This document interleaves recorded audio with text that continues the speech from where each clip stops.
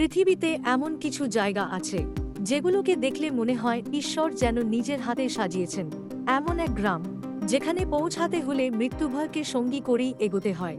একদিকে 1000 ফুট গভীর খাদ, অন্যদিকে আকাশ ছোঁয়া পাহাড়। একটি ভুল পদক্ষেপ আর সবকিছু শেষ। তবু প্রতিদিন এই পথেই বাড়ি ফেরেন শত মানুষ। কেন? কি এমন আছে এই রহস্যময় গ্রামে, যেখানে আধুনিক পৃথিবীর সব সুযোগ সুবিধা ছেড়ে আজও মানুষ বেঁচে আছে? এটা কি শুধু একটি গ্রাম, নাকি পৃথিবীর বুকে লুকিয়ে থাকা এক জীবন্ত বিস্ময়? আজকের এই ডকুমেন্টারিতে আমরা এমন কিছু দৃশ্য দেখব যা হয়তো আপনি আগে কখনো দেখেননি।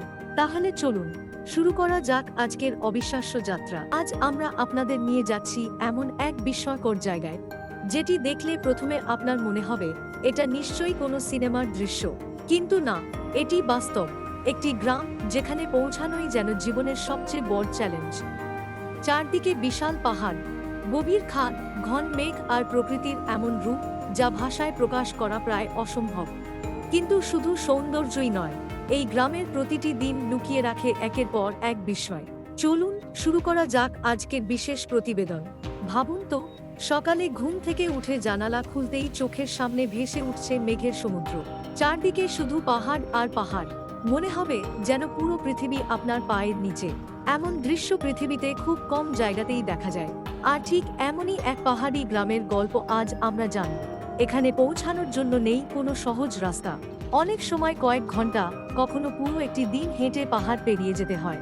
একটু ভুল পা আর নিচে শত ফুট গভীর খাদ। তবুও এখানকার মানুষ বছরের পর বছর ধরে এখানেই বসবাস করছে। এই গ্রামের ঘরগুলো দেখলেও আপনি অবাক হয়ে যাবেন। পাথর, কাঠ আর মাটি দিয়ে তৈরি ছোট ছোট বাড়ি। বাইরে থেকে সাধারণ মনে হলেও প্রতিটি ঘরের ভেতরে লুকিয়ে আছে বহু বছরের ইতিহাস। অনেক পরিবারের পূর্বপুরুষও এই একই জায়গায় বসবাস করতেন। আজও তারা সেই ঐতিহ্য ধরে রেখেছেন। সবচেয়ে আশ্চর্যের বিষয় হলো, এখানকার মানুষ আধুনিক জীবনের অনেক সুবিধা ছাড়াই সুখে শান্তিতে বসবাস করে। শহরের মতো কোলাহল নেই, গাড়ির হর্ন নেই, দূষণ নেই। আছে শুধু প্রকৃতির শব্দ, পাখির ডাক, ঝর্ণার কলকল ধ্বনি আর পাহাড়ের বুক ছুঁয়ে বয়ে যাওয়া ঠান্ডা বাতাস। এখানকার মানুষের প্রধান পেশা কৃষিকাজ। পাহাড় কেটে তৈরি করা হয়েছে ধাপ চাষের জমি।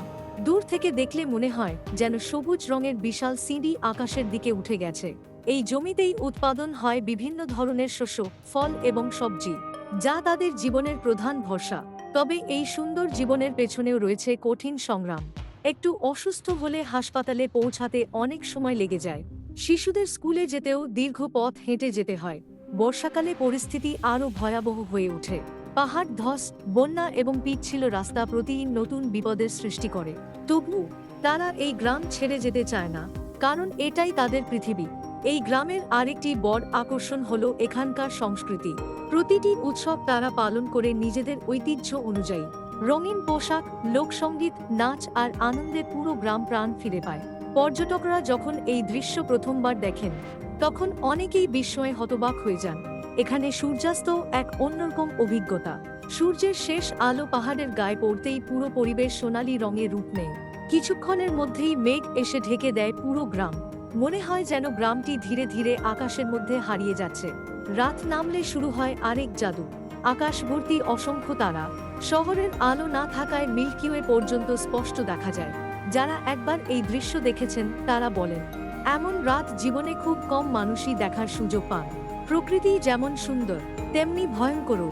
প্রবল ঝড়, তুষারপাত কিংবা পাহাড় ধস, যে কোনো সময় পুরো গ্রামের জীবন থমকে যেতে পারে।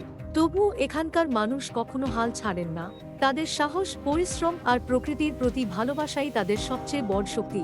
আজকের দ্রুতগতির পৃথিবীতে যেখানে সবাই ব্যস্ত, সেখানে এই ছোট্ট গ্রাম যেন আমাদের শেখায়, সুখ মানেই বিলাসিতা নয়, সুখ মানে নিজের মানুষদের সঙ্গে, প্রকৃতির মাঝে শান্তিতে বেঁচে থাকা। হয়তো এই কারণেই যারা একবার এখানে আসেন তারা বারবার ফিরে আসতে চান।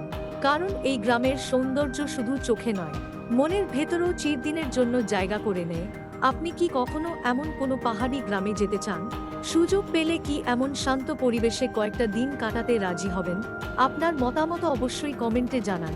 ভিডিওটি ভালো লাগলে লাইক করুন, বন্ধুদের সঙ্গে শেয়ার করুন এবং এমন আরও বিস্ময়কর গল্প জানতে আমাদের চ্যানেল চোখে দেখা গল্পে সাবস্ক্রাইব করতে ভুলবেন না। আমি ডালিয়া।